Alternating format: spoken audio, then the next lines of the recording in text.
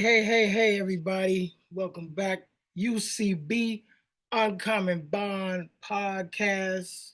Bottom shelf Steph here. What's in the cup? Let's start with that. All right. So, due to Barbados Independence Day passing on Wednesday, got a little bit of that Mount Gay straight out of the islands. And of course, it's mixed with a little bit of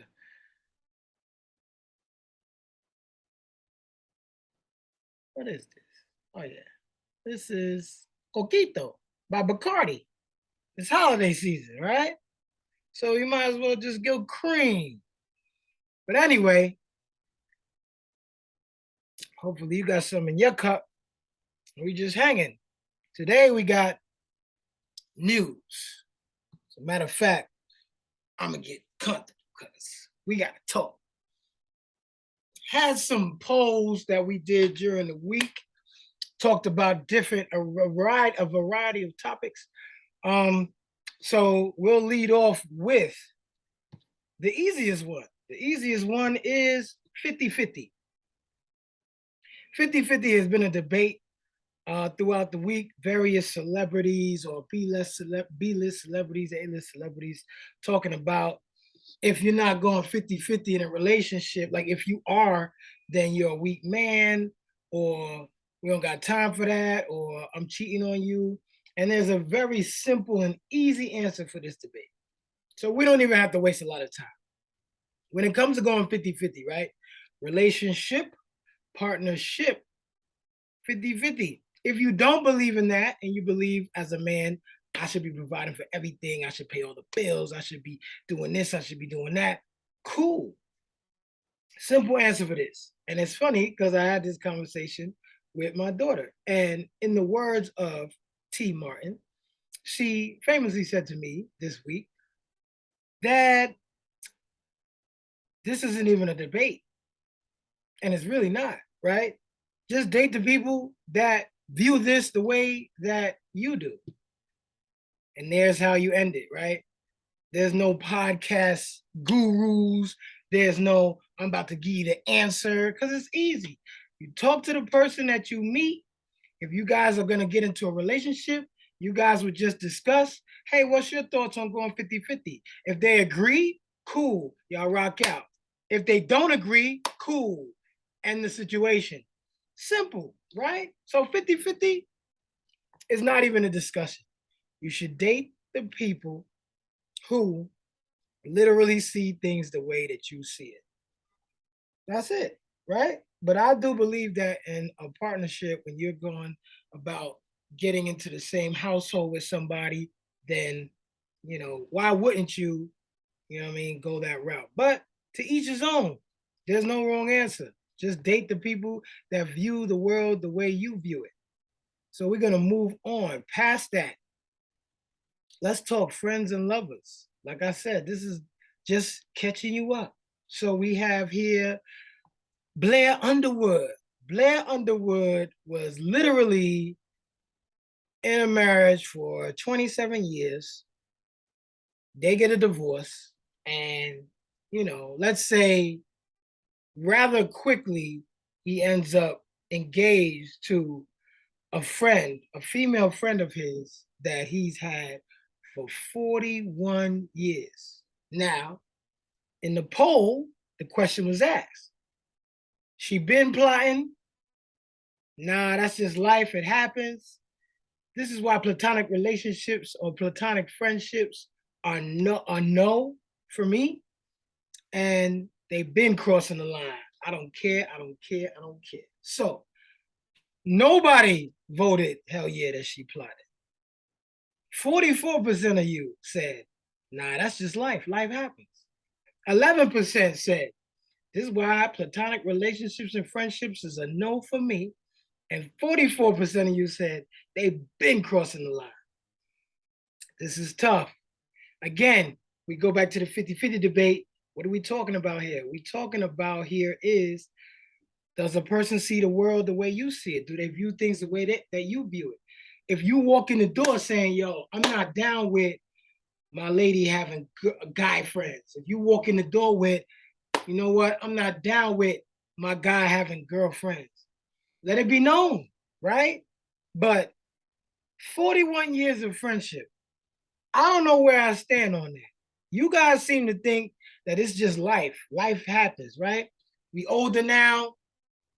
Blair Underwood's up there, right? Over 50, if I'm not mistaken. Been dating, I mean, not dating, was married, but this woman been here through the whole thing. 41 years. She might know him longer than his wife knew him. Who knows? But for 41 years, she was, according to him, by his side, a rock. A rock. What kind of rock is that? It sink a ship. But I'm not gonna accuse the brother because I don't know, right? But for 41 years, she was his friend, and so now, she's engaged. How crazy is that, right? Um, Here's what's tricky, right? Because I know people on both sides of this fence. I know people that feel like, what's wrong with having a friend of the opposite sex? There are certain rules and stipulations, right, that kind of go with this, right? Meaning, if you're in a relationship and you have a friend of the opposite sex, at what time do they stop calling you? Right? Like if you laying in bed with your guy or you laying in bed with your girl and your friend is calling at 1 a.m., I don't know. I don't know. I don't know. Right? Have you met this friend? Right? Every time you might say, "Hey, babe, you know what I mean? I've been hearing about this person, XYZ. Can I meet him?" And they're like, they busy or whatever the case may be. Like there's a billion and one like subtitled questions that come with this, right? Do you guys go out alone, like to have dinner? Like, hey, babe, see you later. I'm going hang out with Mark. You know what I mean? We're gonna go get some drinks, and I'll be back. Solo, dolo. Is that cool? Is it not cool? Who knows, right? But when it comes to Blair Underwood, we undecided. It could be life. Literally, they could have just been kicking it. They cool. And then now that he's single, but that means for 41 years, somebody was holding the flame, was waiting for the opportunity. I'm not going to cast blame. What I am going to say is this is a little fishy. But we're going to keep it moving because we had other polls. So we had one poll for the people of a fairer skin. They call Thomas Dick, like that's the nickname for Thomas. So I always wondered, and other people have too. So Jalen Rose, famously of the podcast Jalen and Jacoby, asked, "Why? How do we get from Richard to Dick?" And that's a great question. Now, according to dictionaries and different historic theologies, Dick is a nickname most often for Richard, which likely originated in the Middle Ages. Rhymes and slangs for Rick, as did William, Will, Bill, Robert, Rob, right? Rick, Dick, Rich, Richard.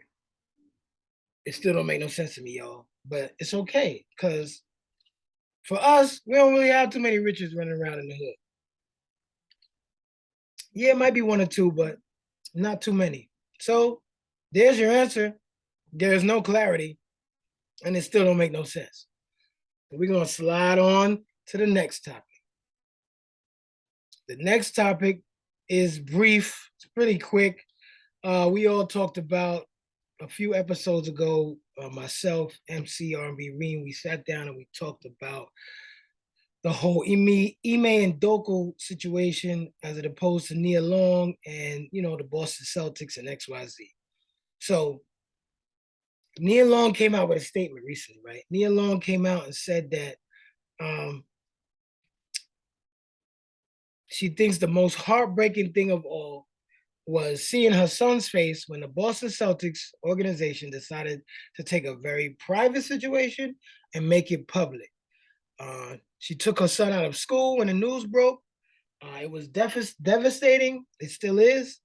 Um, there are moments where it's not easy for her son.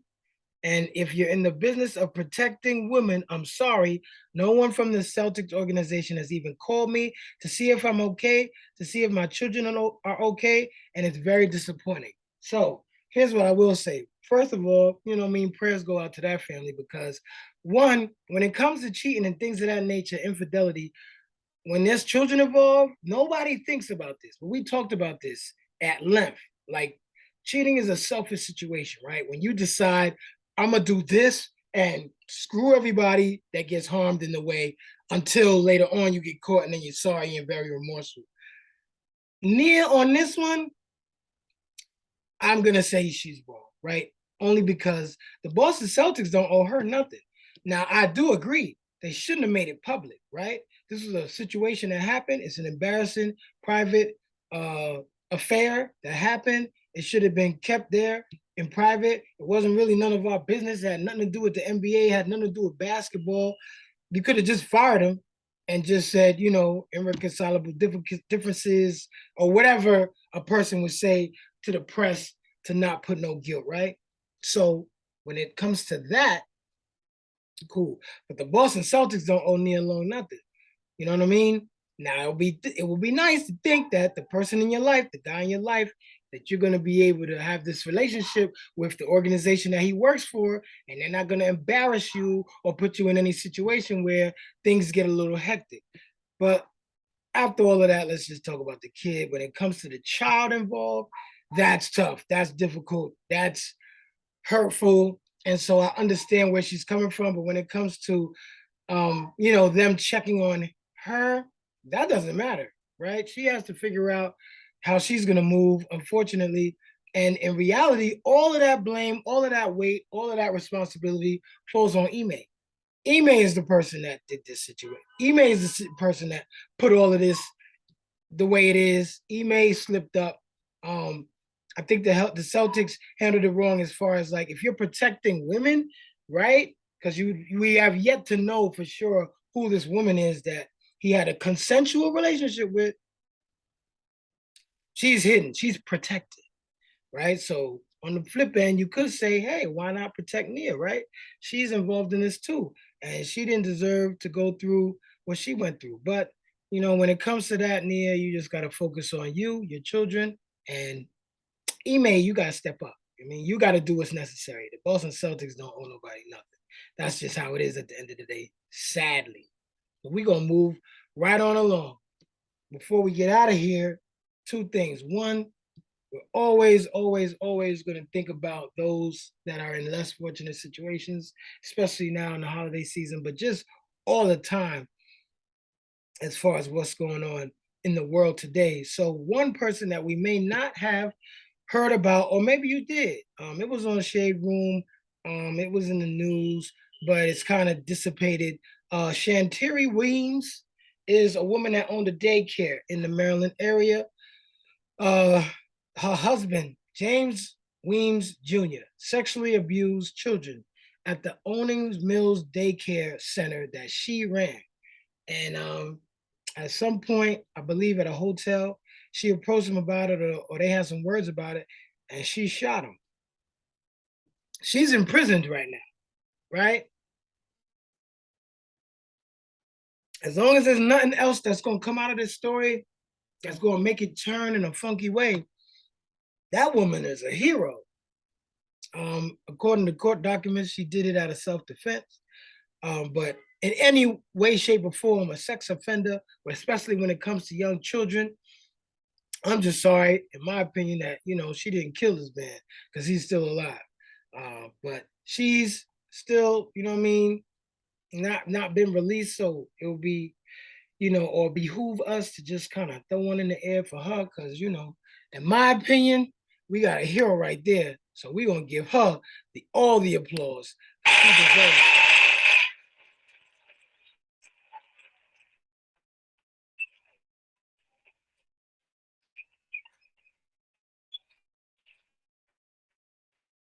Don't stop, keep clapping. But yeah, on that note, moving forward. Also, the last time we spoke on an episode, we talked about the young lady that is still in in captivity in Russia. Um, it's unfair to Miss Brittany Griner that she's caught in like a political prisoner situation. And at this point, people are saying like once they took her from the custody or the holding where she was during trial and awaiting trial and was sent to a penal colony, that now nobody knows her whereabouts. So that is disheartening. That is something that we got to keep our eye on.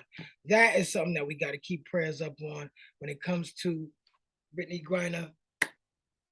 We still wish a quick, safe, fast recovery and trip home. Hopefully, not 9 years from now, as to which she was sentenced. Right. But let's move on. We also had a fun little poll about Nene Leakes. Right. Nene Leakes went to the wedding of her what is it, Atlanta Housewives co-star Portia, right? And she wore like this black sheer see-through, however you want to describe it. The what she wore was not uh shall we say wedding material, right? It was like a very sleek, and y'all saw it on the poll, like it's slits everywhere. And you go into a wedding, somebody's wedding. And for the most part, everybody agreed. I think it was 82%, if I'm not mistaken. I will look again just to make sure that in the polls we are correct here. So I'm gonna look. You know what I mean? Give me a moment. But yeah, 82% said nah, no need to be so revealing. This is not classy. And then 18% say yeah, she killing it. So one, we're gonna say, okay, does she look good? Yeah, but that's cool. One and two could be the same, right? Meaning you could look good and then you could also not be classy. This is somebody's wedding day. It's not yours, it's hers. You're not the star of the show, Nene. So you should have been covering up them things and being a little bit more reserved with what you wore to this wedding that you are an important guest at, and not make it a spectacle about you. But you know how it is. A star's a star's a star. They're gonna steal the show, right? But it was over the line. I thought. I think when you're walking out the house and you're going to a wedding, you know what I mean, as a couple, you kind of you give yourselves the one over. So like guys, we give ourselves the one over. Ladies, and then it's like you want to make sure when you go there, you're not going there to grab the attention, because it's not yours attention to grab. It's the attention of the bride to be, or the bride literally on that day. So it's not for you to be there doing that, right? So Nene, you could have toned it down. Could have toned it. But let's move on. Instagram subscriptions. I don't know what this craze is with the Instagram subscriptions when y'all ain't offering nothing. You're not offering nothing. There's nothing being offered. Listen, people with regular pages, regular ass pages, talking about you can purchase the subscriptions. A subscription of what? Your reels? Like, what am I subscribing to? That's what my question is. Like, what am I really subscribing to when it comes to these subscriptions? I'm not sure. I don't know. So I'm not buying it. It's not a thing for me. But we're going to go on to one of the more important topics. And one of the more important topics is this 10-year-old young man that killed his mother, his 44-year-old mother, by the name of, and I hope I'm pronouncing this right, Quiana Mann. But she's 44 years old. She was shot at close range by her son. The bullet entered her right eye and exited the back of her head through her skull. This was something that happened in Milwaukee, and it's based on the fact that she didn't get her son a virtual headset, right? A headset, a virtual reality headset that he wanted. She declined to get it for him. So he shoots his mother close range, like I said. Um, Cops come. At first he lies, says he was twirling it on his finger and it went off. And then later on admits, okay, that she wouldn't allow him to have something from Amazon, and he got the gun because he was mad at her for waking him up at 6 a.m. because usually he sleeps until 6:30.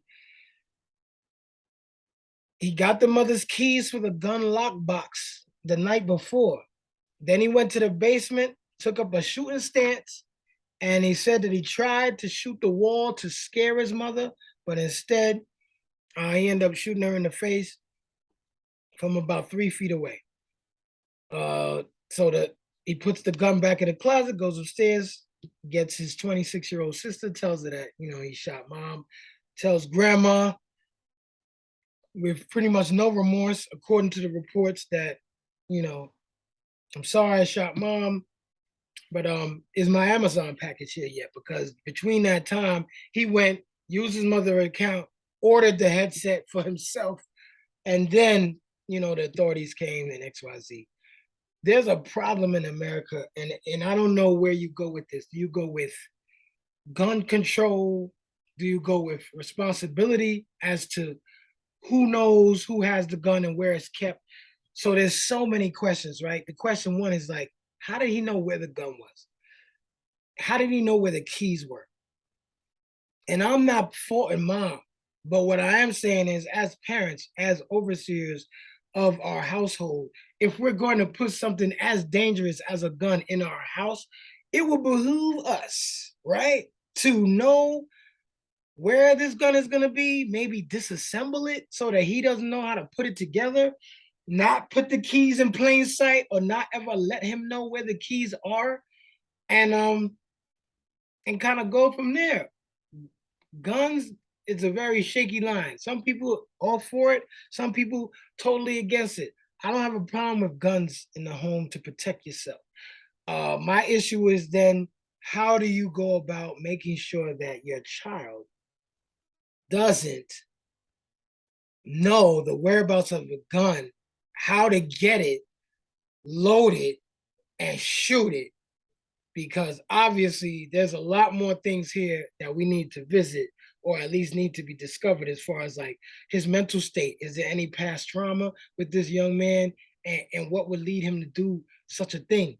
In this day and age, a lot of times we are so easily put in a perspective of like, or put in a place where we think, or it's out here that children need to have a certain relationship with their parents, but not friendship, not like peers, right?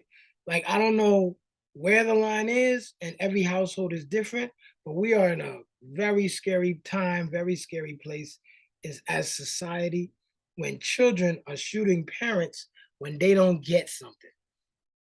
Because a lot of us know, what I mean, especially from our generation coming up, how many times we were told no for certain toys, how many times we was told no for certain privileges. And you know, you'd like to think that in them times you just had to go in your room and cry about it, sulk about it. But at no point did you ever think, you know what? I'm gonna go and I'm gonna get the gun tonight and I'm gonna shoot this bitch. Like, what? Like, that's not even a thing. You know what I mean? So there's just so many things that there's layers to this story. Like, he's 10 years old. He's gonna be tried as an adult. He'll probably never see the light of day again. If so, by the time he gets out, he's a senior citizen. So now think about that. Think about that, right? And we all have children. Most, not all, but those of us who have children. Can you imagine telling your child no, and then having the fear for your life? Of course, she didn't fear for her life. She probably never thought that this was even possible. But let's go on another layer. How important are video games in your house? How important are tablets in your house? Virtual reality toys, video games, phones. Like, these children are living and dying by technology, and it's killing us because they can't function without it. Literally, I've seen children cry because they couldn't get a tablet, cry because they couldn't get a phone, cry because they can't watch TV. Like they are so married to technology, it's scary. Like we used to have to, we were told, go outside, come back in at the end of the day when it's dusk, when the street lights come on. And that was it. You went out and you played. We wasn't married to nothing. And if we were married to something, it was like when we come inside, maybe we could watch the Cosby Show 8 o'clock. You know what I mean? Or something like that. But now it's all day, every day. So there's a couple things I'm gonna ask, right?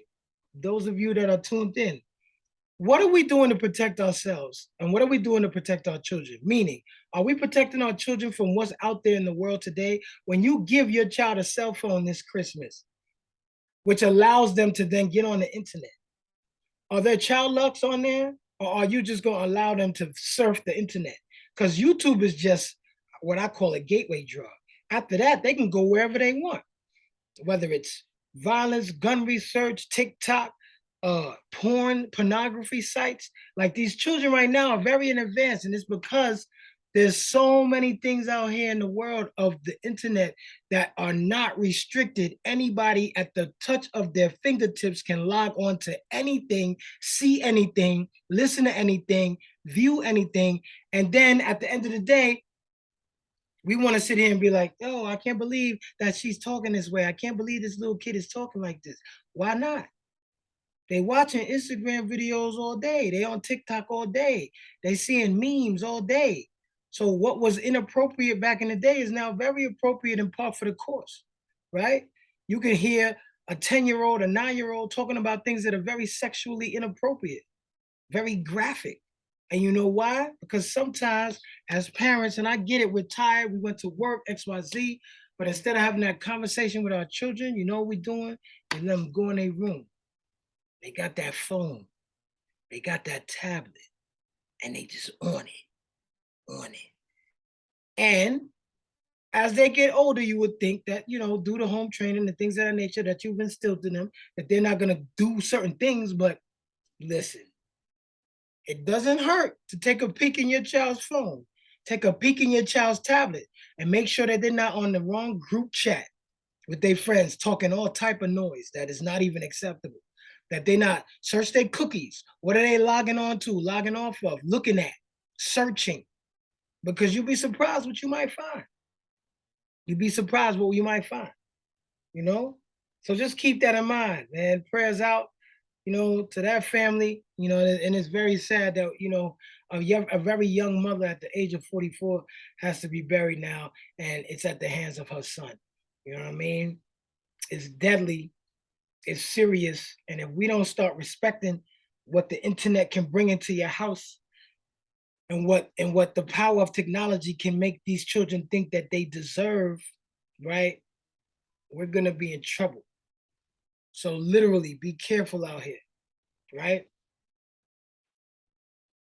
Don't be afraid to have the conversations. Don't be afraid to ask. Don't be afraid to search, especially when we talk about a child that's 10 years old, 12 years old. Like, you don't have no rights to privacy. That's my thoughts.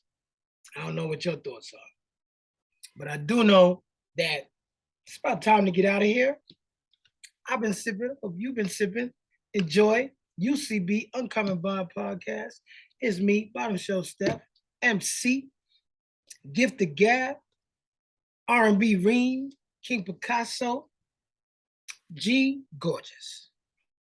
In the building, out the building, don't matter the building. Like, subscribe, share, tell a friend to tell a friend to tell a friend to tell a friend. Holla at your boy, Bottom Shelf Steph here. Listen, man, if we don't be careful, the internet is gonna ruin us. And you know what BBD said, many things in this world can be poison. So be careful what we doing out here, because it ain't just a big button to smile no more. It's everything at our fingertips. This right here, this invention called a cell phone, poison. Play with caution.